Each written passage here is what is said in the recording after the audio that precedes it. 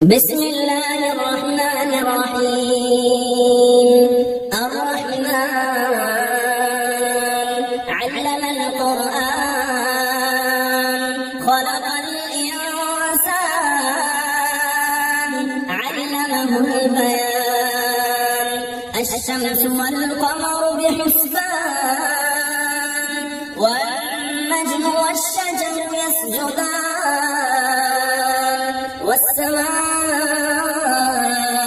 رفعها ووضع الميزان ألا تطغوا في الميزان وأقيموا الوزن بالقسط ولا تخسروا الميزان والأرض وضعها للأنام فيها فاكهة والنخل ذات الأكمام والحب ذو العصف والريحان. فبأي آلاء ربكما تكذبان. خلق الإنسان من صلصال كالفخار وخلق الجان من مارج من النار. فبأي آلاء ربكما تكذبان. رب المشرقين ورب المغربين. فبأي آلاء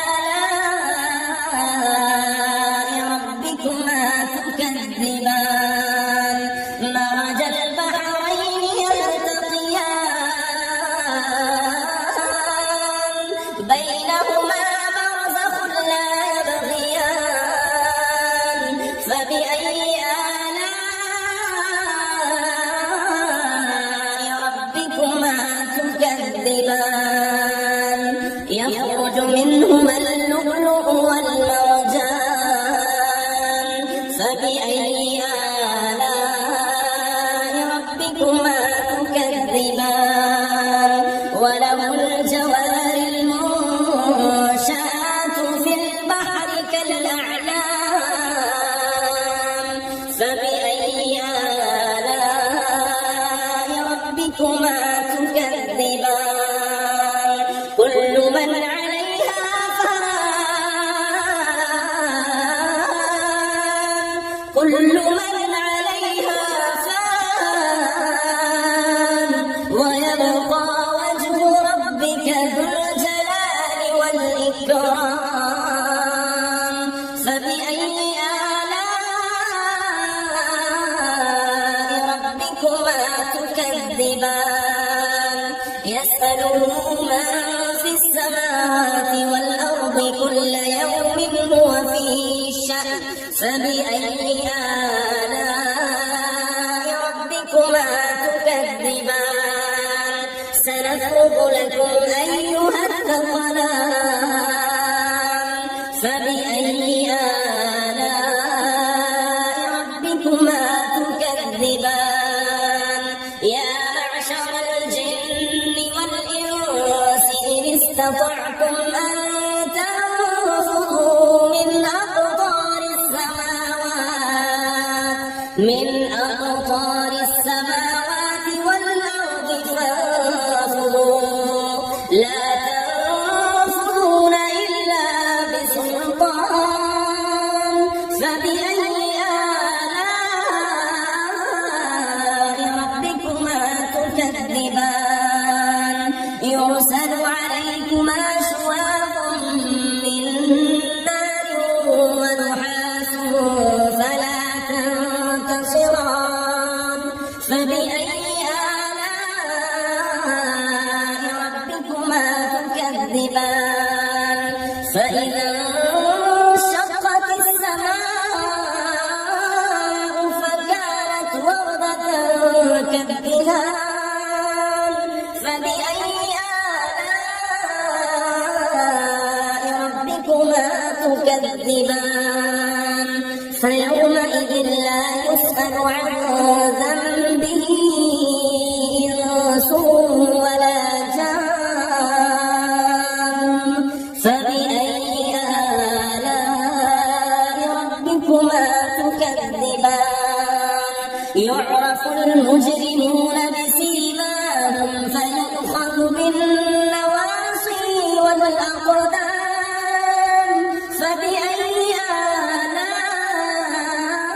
آلاء ربكما تكذبان هذه جهنم التي يكذب بها المجرمون يطوفون بينها وبين حميم آن فبأي آلاء ربكما تكذبان ولمن خاف مقام ربه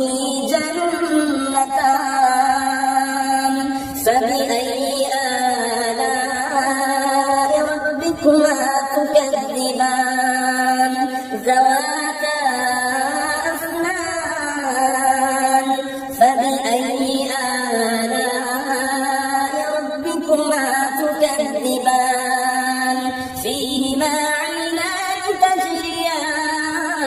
تجريان فبأي آلاء ربكما تكذبان فيهما من كل فاكهة زوجان فبأي آلاء ربكما تكذبان متكئين على فرش بطائنها من استبرق وجنى الجنتين دان فبأي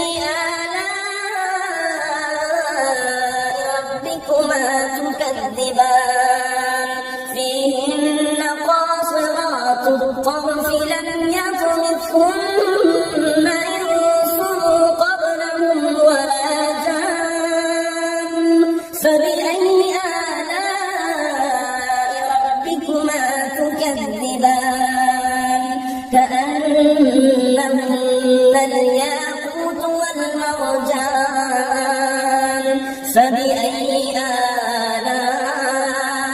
ربكما تكذبان هل جزاء الإحسان إلا الإحسان فبأي آلاء ربكما تكذبان ومن دونهما جنتان فبأي آلاء ربكما تكذبان